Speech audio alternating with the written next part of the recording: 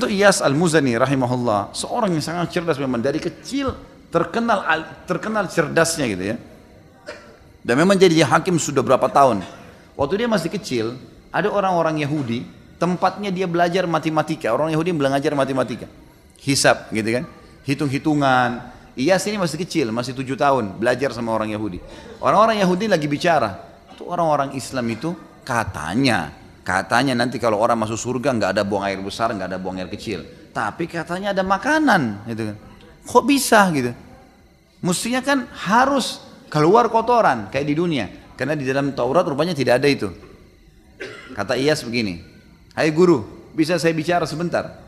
7 tahun umurnya, memang cerdas sekali orang ini. Maka kata orang Yahudi itu, ya silakan. Dia nggak sangka nih anak 7 tahun bisa ngomong.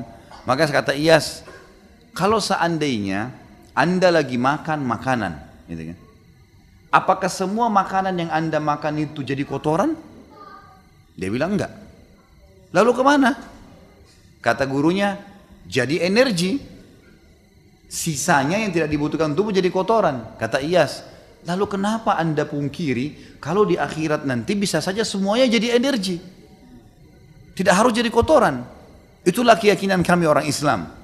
Balik ini orang Yahudi sama Yahudi mengatakan, ini semoga Allah matikan nih anak.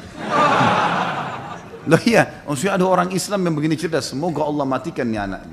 Sampai begitu bahasanya. Tapi memang dia sangat cerdas, luar biasa orang ini. Yang jelas dia menjadi hakim dan memang dia sangat cerdas dan sangat jeli sekali.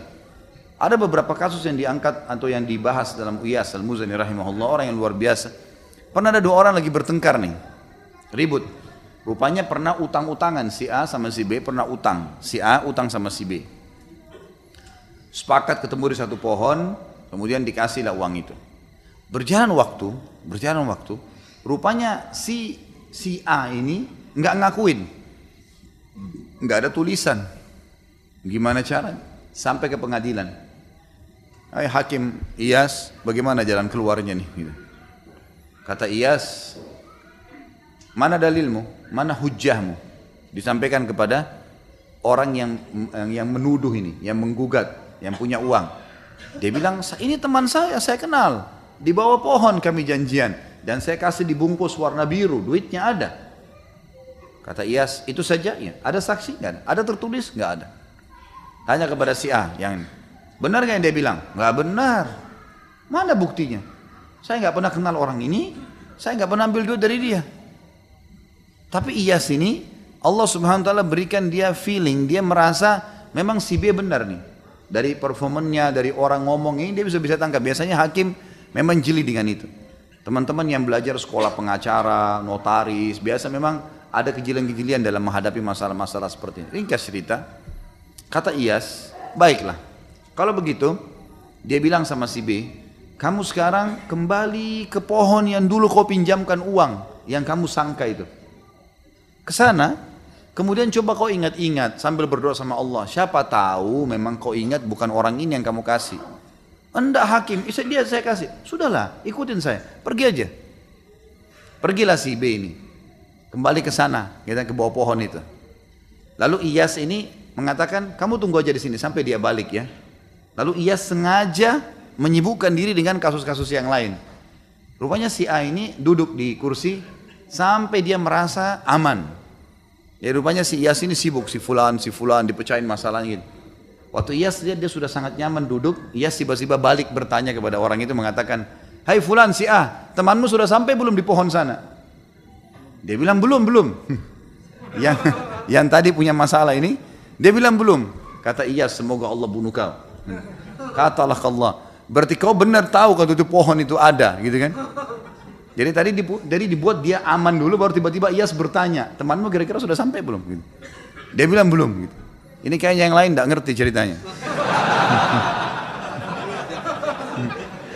Makanya harus belajar cerdas tuh. Yang jelas banyak kasus-kasus seperti itu.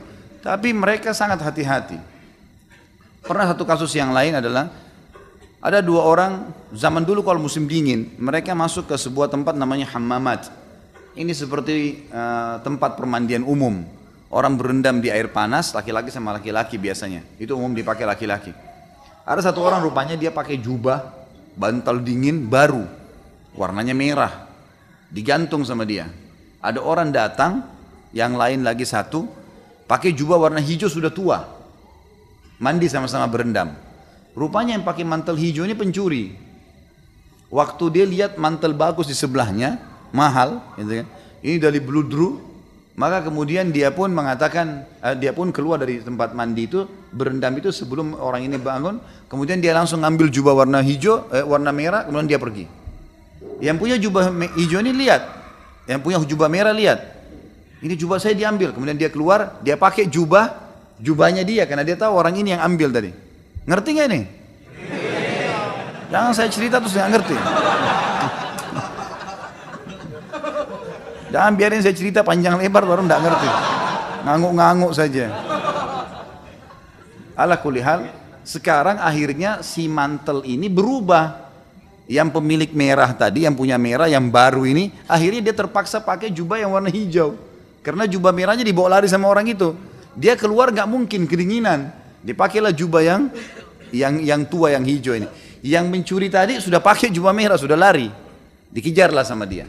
Ringkas cerita, lewat tidak sengaja di depan pengadilan. Lalu si yang punya jubah hijau teriak, ini fulan mencuri mantel saya. Gitu. Ada beberapa, kalau kita sekarang polisi, aparat keamanan, khilafah yang menjaga depan pengadilan, tangkap dulu.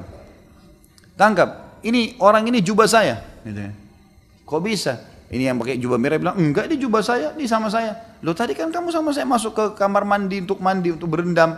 Enggak, mungkirin. Pokoknya sudah ini niatnya mencuri. Baiklah, masuk pengadilan. Sama Iyas dihadapin nih.